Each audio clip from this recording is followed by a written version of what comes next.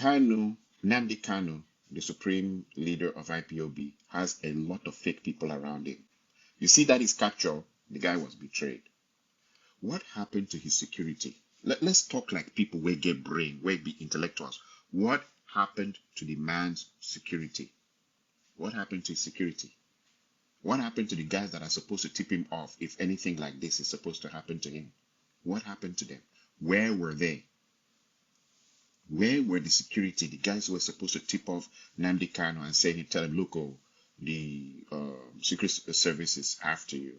Or look, oh, all those things he had some kind of a secret service, he had an Eastern security team, he had this, he had that. Where were all of them?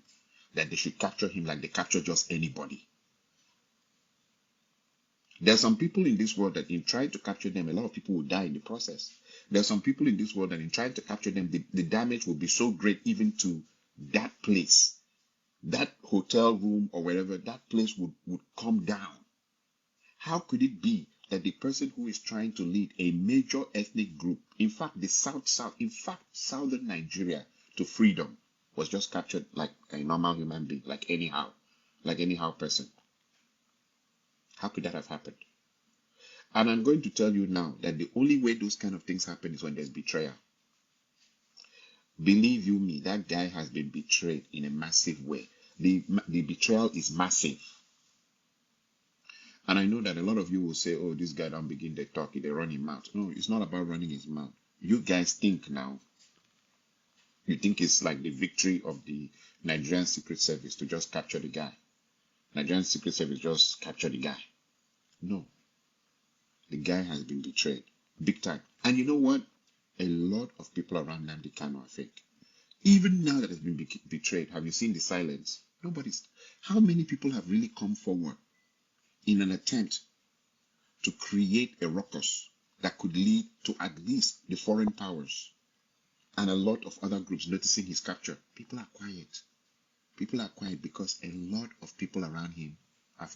In fact, people are so quiet that nobody has even attempted to make a video like I'm making here in North America. I am from Akwa Ibom State, though.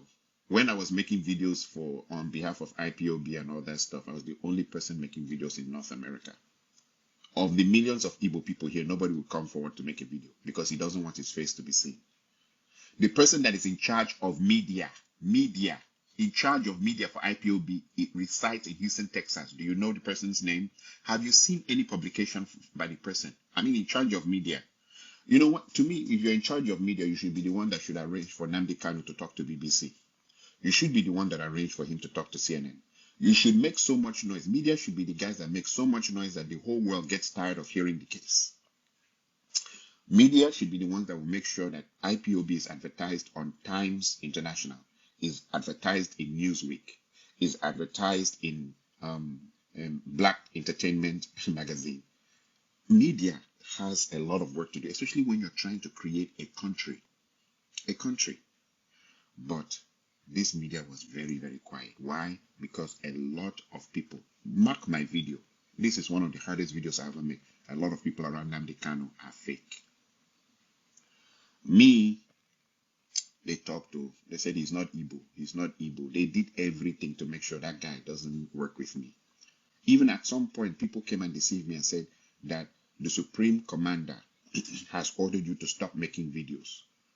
I picked up the phone and called the Supreme Commander's brother and other people around him, and they said that that kind of statement was not made and has never been made before.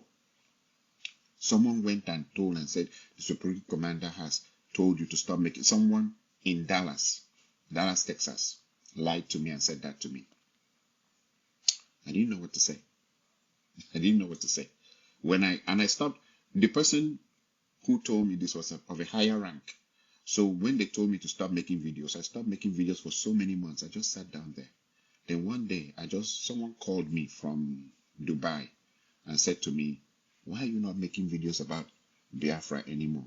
And I told the person, because I was ordered to by the Supreme Commander. They said, no lie. They now called the Supreme Commander and said, did so and so, did you tell so and so to order Clayton to stop making videos? Supreme Commander said no.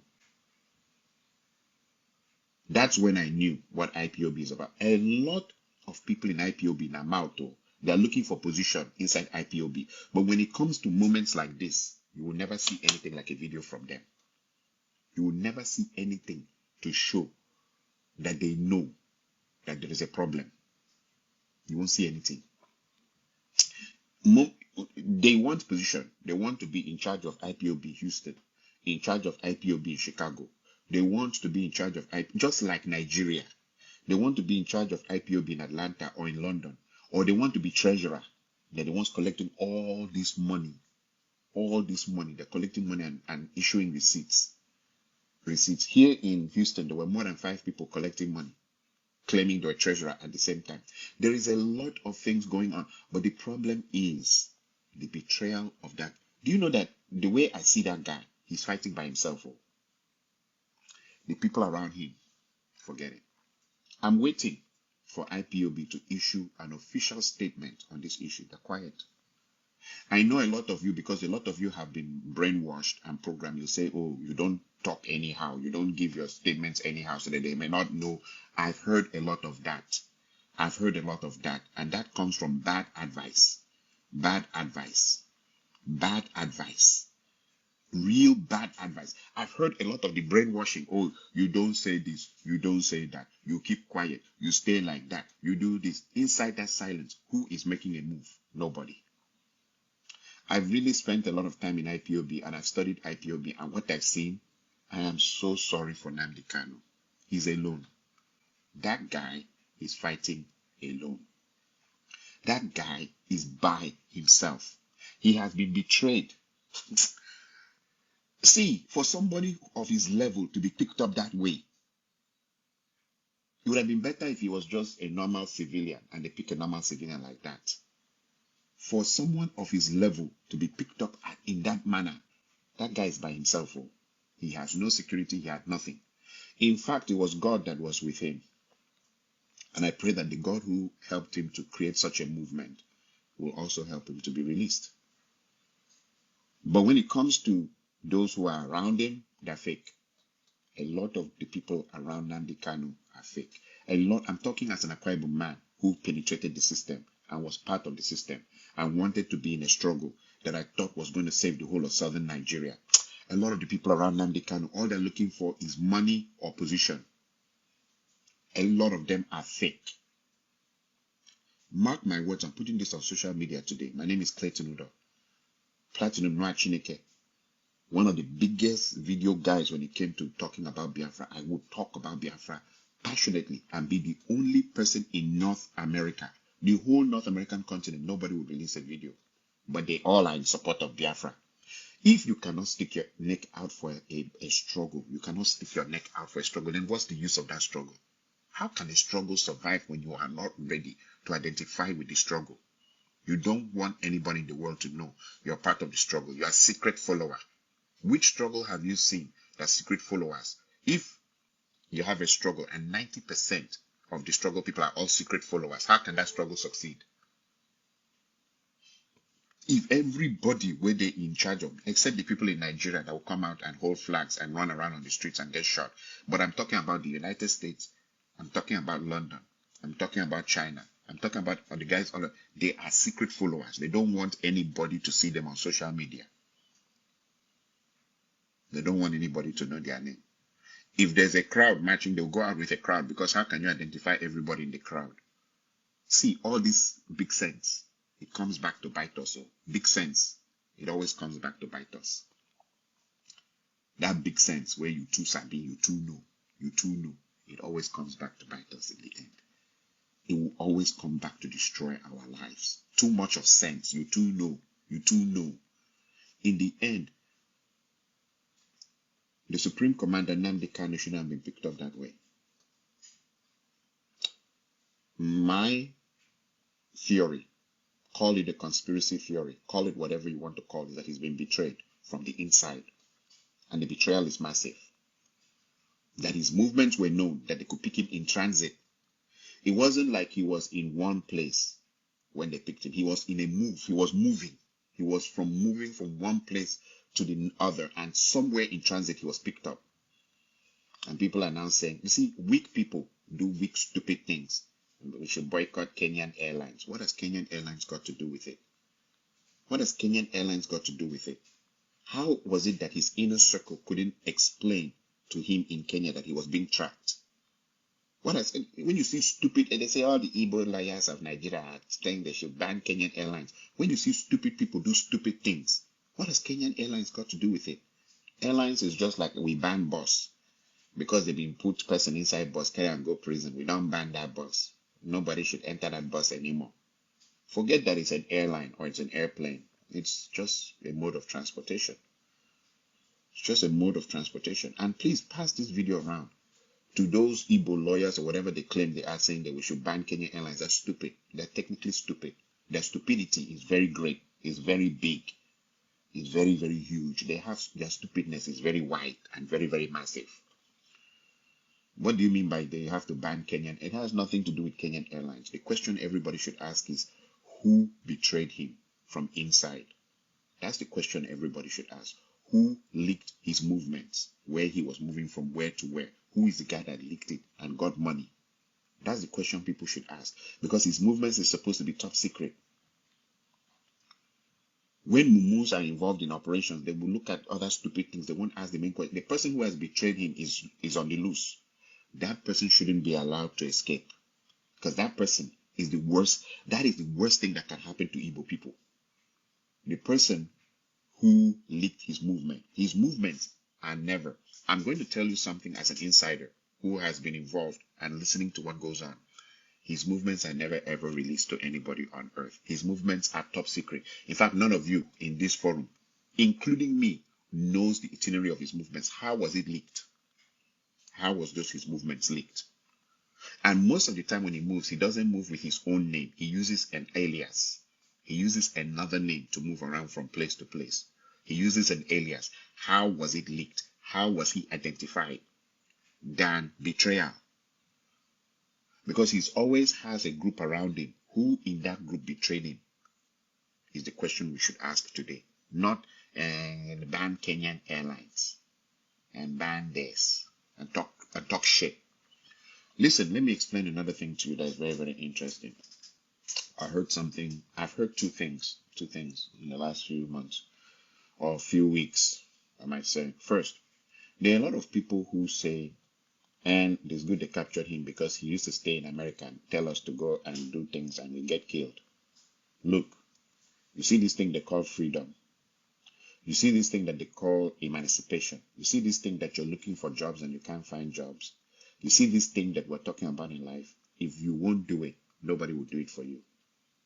That this man was ready to do it and scatter his family. I mean, what I mean by scatter is military enter his family compound. Military enter Nnamdi Kanu'S compound. Military, that guy at one point was someone that if they could find him, they'll kill him. They'll kill him quick. They were trying everything they could to deal with that guy. They messed up that guy's family compound. People have died around him, dear people that he loved. For him to want to push this movement, he could have just stayed in London and live a peaceful life with his wife and have a very great life. So when people open their mouth and say, it's good that he has been captured because he was ordering people, he was trying to help people. But if you guys don't want to help yourselves, that's fine. See, I hate stupid talk, stupid, mediocre talk. How can you be saying that someone is trying to help you to escape from a situation? Look, go and look at the other time I went home. There's no more roads from Aba to just go to a simple place like Auchi. You guys don't have roads. And someone has come forward and he wants to try and help you guys. And you guys are now laughing at the person has been captured. Because you don't want trouble. The other day I was watching a show. Who in this world has ever succeeded without trouble? How can Nigerians are lazy? Lazy. You want things, but you don't want the trouble that goes behind getting those things. How can you want a situation where you want fine roads in Igbo land? You want infrastructure. You want all these things, but you don't want the trouble that comes with it. And you expect that people will come and give it to you for free? And so therefore people are rejoicing that Nnamdi Kanu has been captured because he brought trouble to us. He was bringing us trouble. Meanwhile, see, you don't understand. This society is not a homogeneous society. Nigeria is not homogeneous in nature. You know what I mean by not being homogeneous? See, America can succeed because everybody is an American. Europe can succeed because everybody is European. Saudi Arabia can succeed because everybody in Saudi Arabia is Muslim. Everybody is of one group in Saudi Arabia. So it's easy to succeed there. Dubai is okay because everybody in Dubai is Muslim. If you're going there, you're going there as a visitor. Nigeria's problem is that half of the country is one culture, the other half is another. One half is Christian, the other half is Muslim. One half are intellectuals, the other half are people who just sit down and eat oil money. We are the producers of the wealth, and there are those in the north are the users of the wealth. And there are people in Igbo land who believe that somehow the north will one day become reasonable and come and just be dashing them money and repairing their roads for them and making everything good. And then you had someone like Nnamdi Kanu who came up and said, enough is enough. The way things are is not right. The way things are going is horrible. And that we need a situation. We need a serious situation where things will be changed. And you guys got up and rejoiced that he's been destroyed. You rejoice that he's been captured. And then I heard one girl was saying something, and that is, you hear, there's a way people talk, and you know that this is how a goat would talk if it was allowed the gift of speech. When goats can't talk, but if they were given the gift of speech, this is how a goat would talk. She started saying it's good they captured him. See, because he used to stay in America and tell us to go and fight, and we get killed. If you don't fight, where will your freedom come from anyway? This guy had the option to just stay in London and never worry about Nigeria again, like a lot of Nigerians have done. Thousands of Nigerians have left Nigeria and they don't care about Nigeria anymore. They don't give a damn about Nigeria. Nnamdi Kanu was actually working for a radio station. He could have just stayed there and operated his radio station, get his money, enjoy his life in London, chop pepper soup, sleep with his beautiful wife, have children, live a very comfortable life. It wasn't easy for him to be running around the world the way he was running around, suffering. Sometimes he cannot sleep in the same place twice. The guy went through hell. The guy went through real hell. You think that, you think because he's flying in aeroplanes that is enjoyment of life. That is not enjoy. If you know that a whole country is trying to kill you, there's no enjoyment in that.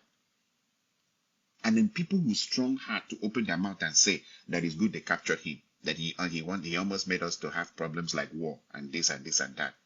People will rejoice in his capture. And not just normal people, Igbo people. Igbo people are rejoicing in his capture.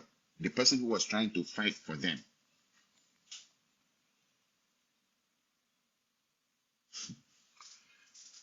See, in my own submission in this story, which I think is one of the saddest stories on earth, is let Nigerians know one thing.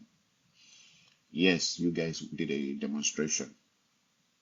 In the end, the demonstration, they opened fire and killed most of you guys. After that, if you have human brain, you should know what you're dealing with and you adjust.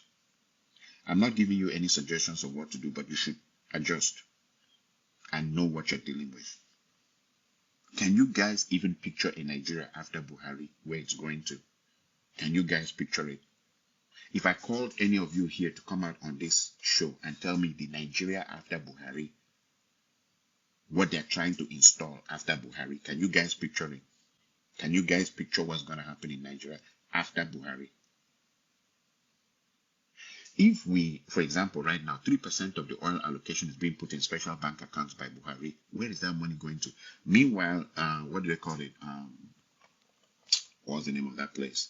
The Nigerian oil company is an NPC or whatever you call it, NNPC or whatever. NNPC is broke. The Fulanese have ransacked it. They will empty the account, empty everything. Then someone is collecting 3% of the oil allocation from the south and putting it in special bank accounts. Can you explain to me the Nigeria that you guys will have after this, since you are rejoicing over Nnamdi Kanu being captured? You guys, I don't know. When I left Nigeria, and I'm not saying I'm better than anybody. I'm not saying I'm not saying that I'm a great guy. But when I left Nigeria, when I went back to Nigeria, I now understood Nigeria's problem. When I left Nigeria and got exposed, I went back to Nigeria. I understood Nigeria's problem. The way Nigerians think is their downfall. The way Nigerians think is horror. Is horror. How can you want a better country if you're not ready to struggle for it? Everybody has the same mentality. They want to go into politics and chop money. And if it is not as easy as that, then it is wahala. Even the women, you see how the women think. A man should come and pay all their bills and take care of them without them working. Nigerians don't want to work for anything. You don't want to work for even your own personal freedom. The other time I was listening to one woman, the way she was talking, I told her, you said you shouldn't have been born now. If you were born here for another man to take care of you, there was no need for you to be born. That man was born naked. You as a woman, you were also born naked. Why is your case like this? You have 2 hands and 2 feet. You cannot even figure out your life until a man comes and pays all your bills. You can't figure out your life. See, it is a tragedy that Nnamdi Kanu has been captured. And I want you to know, and I want those who are watching this video to know, that he's been betrayed. The betrayal is massive. And IPOB needs to suspend its operations and find out who betrayed him inside there. Please pass this to every IPOB member. The betrayal, I'm talking from an advanced brain thinking. The betrayal of Nnamdi Kanu is massive. It's a massive betrayal. And IPOB needs to stop its operations and find out who did the betrayal, because his movements are not public knowledge. His name, he doesn't go around signing into hotels and everything with the name Nnamdi Kanu. He doesn't do that. He doesn't go around saying at a hotel, my name is Nnamdi Kanu, and signs in. He doesn't go around to the airports and shows a passport, Nnamdi Kanu, here is he doesn't do that. So how did they get him in transit? He was betrayed. And the betrayal is very, very massive. This is more than you guys make nice about a Chemafor, whatever is the name of that guy. This is more than that. This is the most deadly betrayal I've ever seen in my life. And IPOB needs to examine itself. If this is what's going to happen in IPOB, like maybe if I make this video, the next thing I know is Fulani boys controlling Interpol will step into my house and carry me, then there is a problem. I am accusing IPOB on this one. If it's going to be that anybody involved in the struggle, suddenly Fulani boys will suddenly get the lowdown of the person using Interpol to go and pick the person, then there's a problem. How are the Fulani boys that are controlling Interpol, how do they have access to this knowledge? And how can it be? And to show you how massive this problem is, the normal extradition, whatever, was not followed. Protocols for extraditing a person. The protocols for extraditing a person, they don't follow them. They just pick this guy. Like said, they pick criminal. Even criminal, there are protocols for extraditing a person. Who is the judge that signed that extraditing treaty on him? How did they extradite him like that? I am telling you, the betrayal from IPOB is very massive. Me, I fear IPOB now. I don't get respect for them anymore. The betrayal is massive because that guy doesn't always travel alone. He travels with a group and his movements are secret. And there are people and we want to know who betrayed that guy. This thing I'm telling you, nobody has made this video. And nobody's thinking on this level right now as I'm talking to you. Nobody's asking these questions. And I say that we have passed this video around. Let them ask this question. Who betrayed that guy? Who betrayed that guy? The betrayal is massive. It's on a massive level. Look, let me tell you one thing about how law enforcement works. The way law enforcement works is law enforcement always fails if it is siloed. What do I mean by it being siloed is if they're from the outside trying very hard to penetrate the system. Those of you who watch movies a lot and those of you who studied law enforcement know that they must push an insider in. The insider is what you call a mole or a deep cover agent, deep cover. So you have what is called a mole or a deep cover agent. That person inside will pretend like he's part of the system and will be reporting to the outside. That's the only way they capture people that way. You cannot just capture people by technology. You can't always capture people only by technology. You must have a mole inside. People call them CIs, confidential informants. And the informant's name is always secret. The FBI, the CIA, every secret service in the world uses spies. There has to be a spy, an insider. And the insider cannot be a northerner. It has to be an Igbo person. It has to be a person of that origin, of that system. So the insider who is involved in betraying a system can never ever be, if you're trying to betray the United States, you can never just take someone who is not American, very, very American, into the system. If you want to betray Ethiopians, you have to take someone who can speak Ethiopian, who can act like an Ethiopian, and who dresses like an Ethiopian into the system that will feed you guys back information. So there's a mole involved. That is what I'm trying to make you to understand, which I know some of you are not even thinking on that level. There is a mole. Who's the mole? Who's the deep cover agent? That Igbo man is the person that has done that thing.